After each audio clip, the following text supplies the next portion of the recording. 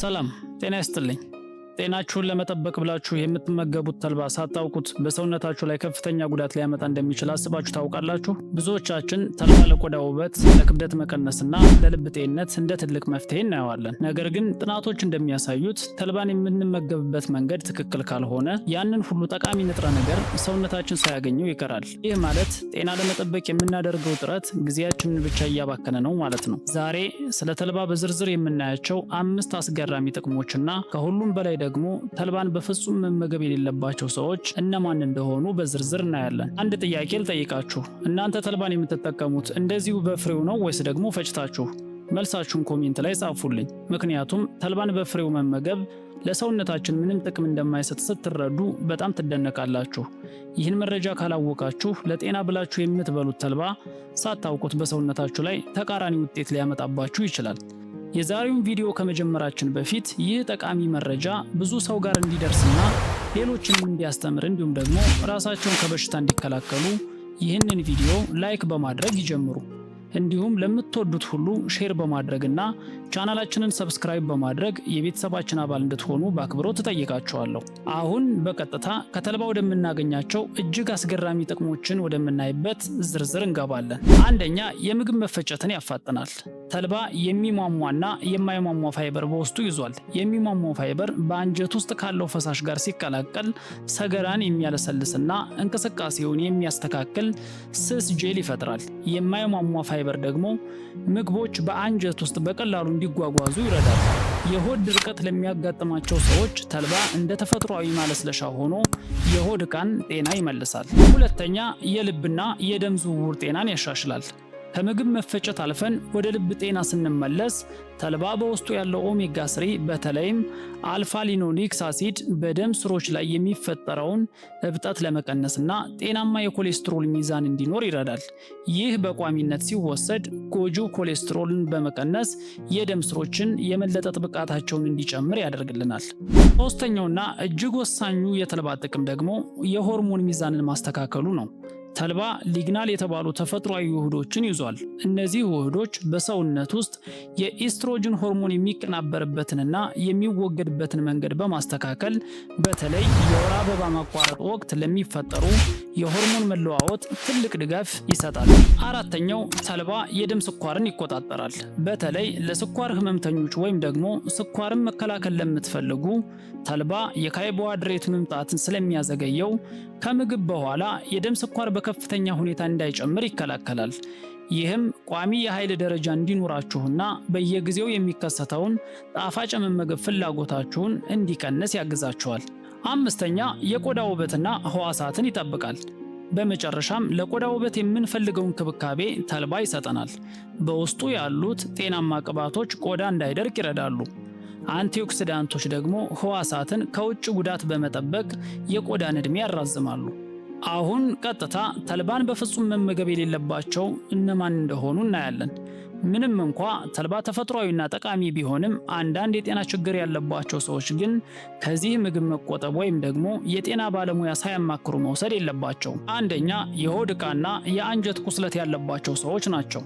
ተልባ ከፍተኛ ፋይበር ስላለው እንደ ክሮንስ ዲዚዝ፣ የአንጀት መተሳሰር ወይም ደግሞ የጨንጓራና የአንጀት ቁስለት ያለባቸውን ሰዎች አንጀት በከፍተኛ ሁኔታ ሊያበሳጭ ይችላል።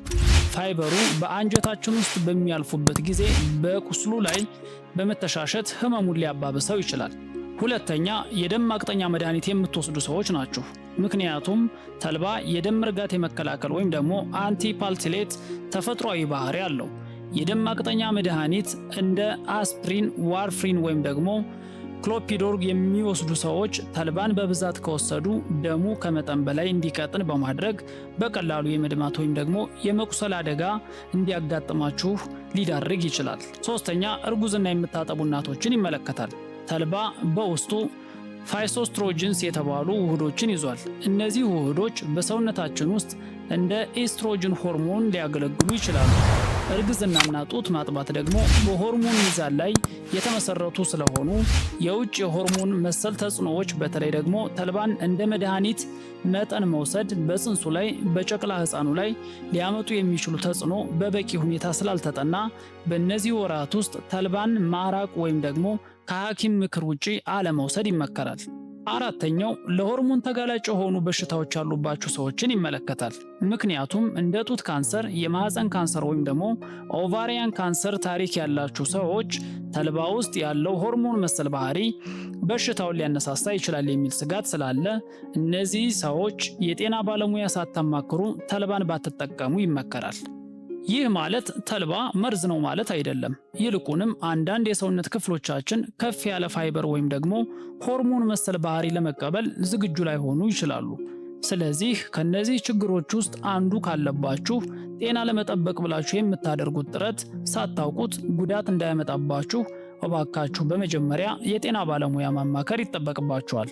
ውድ ቤተሰቦች አሁን የዘረዘርኳቸውን እነዚህ ሁሉ ጥቅሞች ለማግኘት ተልባን የመጠቀም ጥበብን ማወቅ አለባችሁ። ተልባ ለጤና ውጤታማ እንዲሆን እነዚህን 5 ወሳኝ ህጎች በደንብ አዳምጡኝ። አንደኛ፣ መፍጨት ግዴታ ነው። ተልባን እንደዚሁ በፍሬው መመገብ የለባችሁም። የተልባ ፍሬ በጣም ጠንካራ የውጭ ሽፋን ስላለው እንደዚሁ ከዋጣችሁት ሰውነታችሁ ሳይፈጨው ነው የሚወጣው። ስለዚህ ከውስጡ የሚገኙትን ጠቃሚ ንጥረ ነገሮች ለማግኘት ሁልጊዜም በትንሹ ፈጭታችሁ መጠቀም አለባችሁ። ሁለተኛው የውሃ መጠን ማስተካከል ነው። ተልባን ስትወስዱ አብሮ በቂ ውሃ መጠጣት ግዴታ ነው። ምክንያቱም ተልባ ውስጥ ያለው ፋይበር የሚሰራው ከውሃ ጋር ሲዋሃድ ነው። በቂ ውሃ ካልጠጣችሁ ፋይበር በአንጀታችሁ ውስጥ ሊያስቸግራችሁ ይችላል። ስለዚህ ተልባ ስትወስዱ ተጨማሪ 1 ወይም ደግሞ 2 ብርጭቆ ውሃ መጠጣታችሁን እርግጠኛ መሆን ይኖርባችኋል። ሶስተኛ፣ ትክክለኛውን መጠን መወሰን ነው። መጠን ላይ ጥንቃቄ ያስፈልጋል። አብዛኛው አዋቂ በቀን ከ1 እስከ 2 የሾርባ ማንኪያ ተልባ በቂ ነው። ነገር ግን ከዚህ በፊት ተልባን የመመገብ ልምድ ከሌላችሁ አንጀታችሁ እንዲላመደው ከግማሽ የሾርባ ማንኪያ በመጀመር ቀስ በቀስ መጠኑን መጨመር ይመከራል። አራተኛ፣ አዘገጃጀትና አወሳሰድ ነው። ተልባን ዝም ብሎ ከመዋጥ ይልቅ ከተመጣጠነ ምግብ ጋር ማዋሃድ ይበልጥ ውጤታማ ያደርገዋል። እንደ እርጎ፣ ገንፎ ወይም ደግሞ ለስላሳ መጠጦች ውስጥ በመጨመር መውሰድ የጣዕም ልዩነት እንዲኖረውና ሰውነታችሁ በቀላሉ እንዲቀበለው ይረዳል። አምስተኛ፣ አጠባበቅ ወይም ደግሞ የማከማቻ ዘዴ ነው። በመጨረሻም የተፈጨ ተልባ በጣም ስስ ነው። ኦክሲጅን ሲነካው ቶሎ ስለሚበላሽ ከፈጫችሁት በኋላ ወዲያውኑ አየር በማያስገባ ዕቃ ውስጥ አድርጋችሁ ማቀዝቀዣ ውስጥ ማስቀመጥ ግዴታ ነው። ይህ ካልሆነ ግን ንጥረ ነገሩ ኦክሲዳይዝድ ይሆናል ወይም ደግሞ ይበላሻል። ይህም ለጤና ከጥቅሙ ይልቅ ጉዳቱ ሊያመዝን ይችላል። አሁን ለእናንተ አንድ ታላቅ ፈተና አለኝ። ለሚቀጥሉት 30 ቀናት ጥሬ ተልባ መብላትን ያቁሙ። ልትበሉ ስትሉ ብቻ እየፈጫችሁ ተጠቀሙ። ከጀርባው በቂ ውሃ መጠጣትን አትዘንጉ። ከ30 ቀናት በኋላ በሰውነታችሁ ላይ የሚመጣውን አስገራሚ ለውጥ በራሳችሁ ትመለከቱታላችሁ። ውድ ተመልካቾቼ የዛሬው የጤና ዝግጅት ይህን ይመስል ነበር። እንደተማራችሁበት ተስፋ አድርጋለሁ። ይህንን ቪዲዮ ከተማራችሁበት ላይክ እና ሼር በማድረግ ለሌሎች አስተምሩ ላለሁኝ። ጥያቄ ካላችሁ በኮሜንት ላይ አስፍሩልኝ፣ እመልስላችኋለሁ። በቀጣይ የጤና ትምህርት እስከምንገናኝ ድረስ ቸር ያቆየን።